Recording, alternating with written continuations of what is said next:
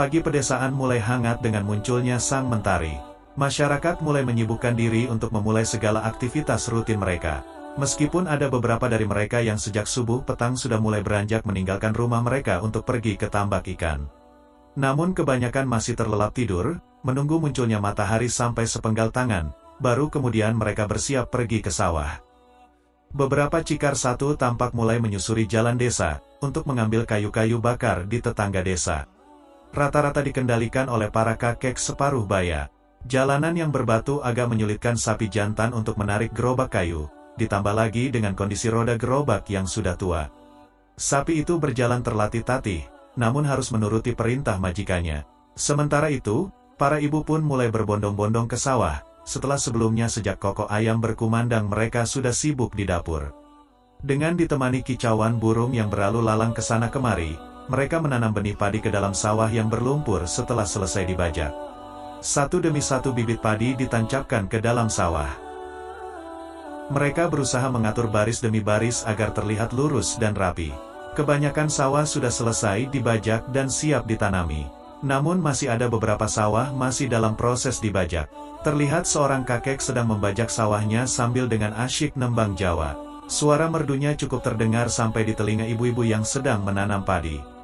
Dengan ditemani sapi-sapi miliknya, Simbah Kasto menaiki kayu bajak yang ditarik oleh 2 ekor sapi. Dan anehnya itu dilakukan dengan telanjang. Hal ini terasa aneh dan bahkan unik. Namun, ternyata hal itu tidak dilakukan dengan sembarangan.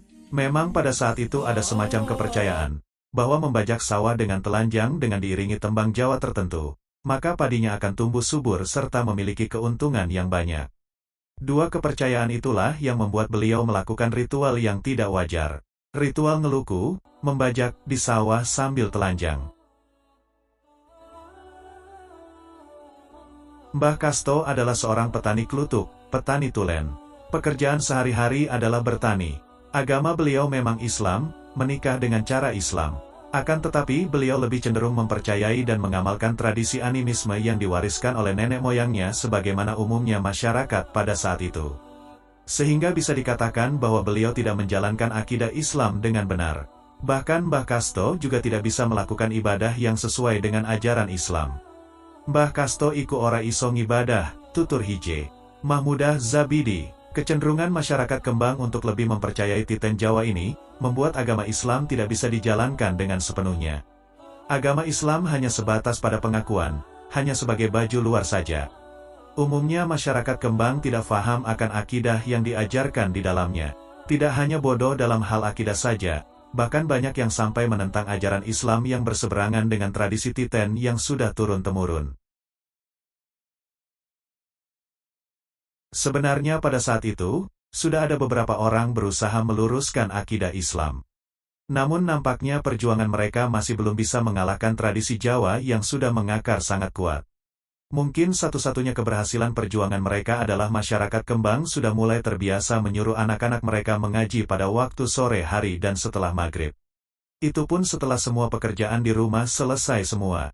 Tidak terkecuali Mbah Kasto. Meskipun beliau belum bisa menjalankan ajaran Islam secara benar, namun beliau tiap sore beliau selalu ngobraki anak-anaknya untuk pergi mengaji.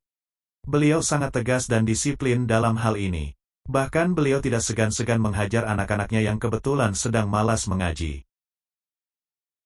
Kondisi kebodohan akan akidah itu, kemudian diperparah oleh suasana penjajahan Belanda.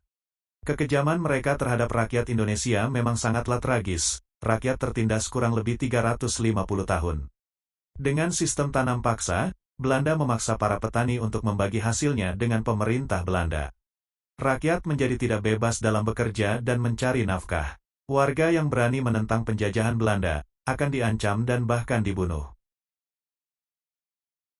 Termasuk salah satunya adalah Kiai Haji Hasbullah, atau yang di daerah Kembang dan sekitarnya lebih dikenal dengan sebutan Mbah Kiai. Beliau ketika kecil bernama Karjan, salah satu anak dari Mbah Kasto. Kiai Haji Hasbullah adalah seorang ulama yang berasal dari desa Kembang, Kecamatan Duku Seti, Kabupaten Pati. Beliau merupakan tokoh perjuangan agama Islam yang mampu membangun tradisi-tradisi Islami dalam masyarakat desa Kembang.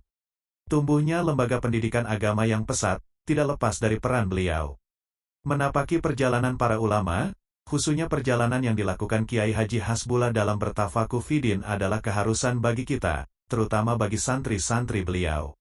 Agar kita dapat belajar dari kehidupan beliau untuk mendapatkan pelajaran yang sangat berharga dan menjadikan pembelajaran yang lebih arif untuk kedepannya. Beliau merupakan tokoh perjuangan agama Islam yang mampu membangun tradisi-tradisi Islami dalam masyarakat Desa Kembang. Tumbuhnya lembaga pendidikan agama yang pesat, tidak lepas dari peran beliau.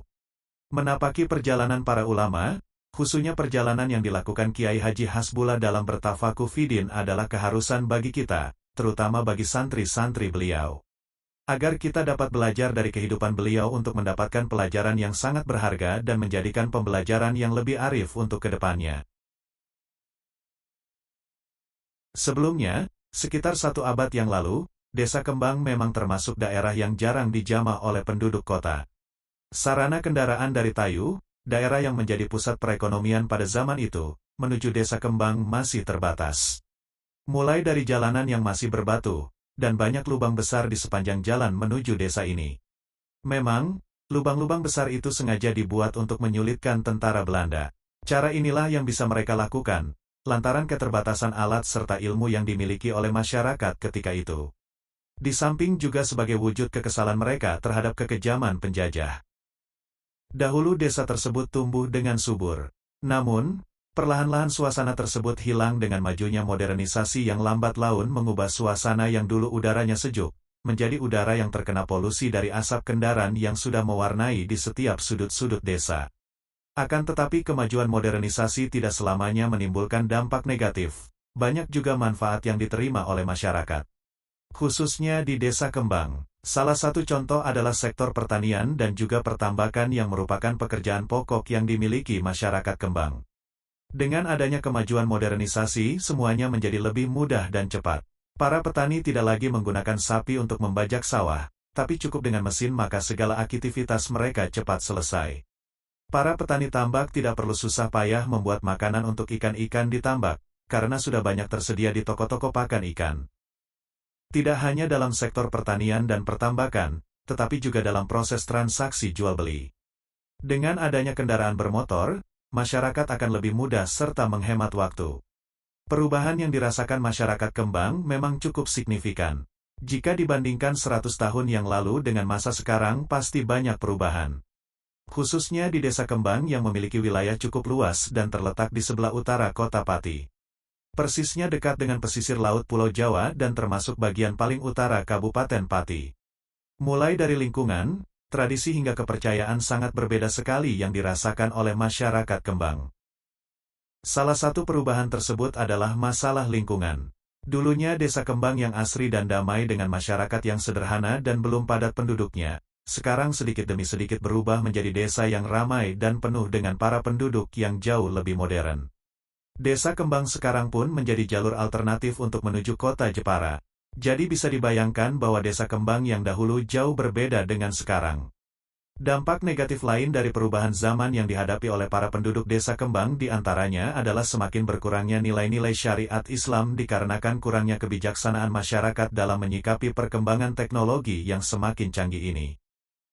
Tentunya kita harus bersyukur, menikmati kemerdekaan yang telah ada. Banyak para pejuang pada zaman dahulu yang gigih dengan semangatnya yang membara, berjuang menumpahkan darah demi memperjuangkan kemerdekaan tanah air kita. Doa serta apresiasi perlu kita junjung setinggi-tingginya kepada mereka.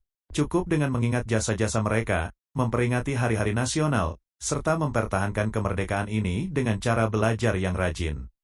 Dengan demikian rasa syukur kita akan bertambah kepada Allah Subhanahu wa Ta'ala, dan akan menjadi pembelajaran yang berharga bagi kita, sehingga kita selalu berhikmah, belajar menjadi lebih baik atas jasa para pejuang kemerdekaan Indonesia.